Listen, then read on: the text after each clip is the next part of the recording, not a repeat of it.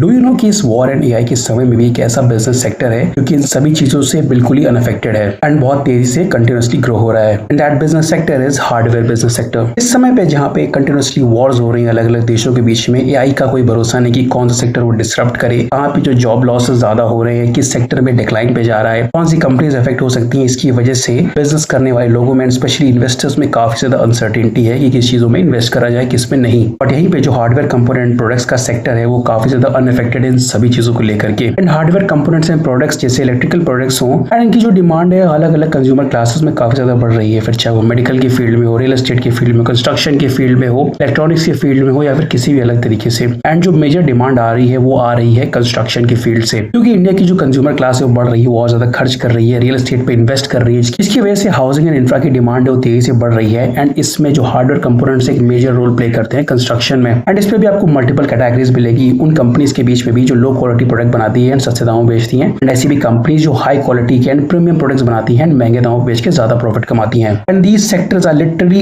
Unaffected by any kind of new technologies. And पिछले कुछ सालों में इन सब की मार्केट है वो 20 से 30% से कंटिन्यूसली ग्रो हो रही है। एंड सिर्फ इतना ही नहीं, कुछ बड़ी बड़ी कंपनीज हैं उनकी इवन प्रॉफिट जो है वो 70-80% से एनुअली ग्रो कर रहे हैं। आप अगर हार्डवेयर सेक्टर की किसी कंपनी में इन्वेस्ट करते हैं, फिर इससे रिलेटेड बिजनेसेस खोलते हैं, तो आपके ह्यूज चांसेस हैं कि आपका बिजनेस बहुत तेजी से ग्रो हो और आपकी इन्वेस्टमेंट भी। Thank you for watching and don't forget to follow.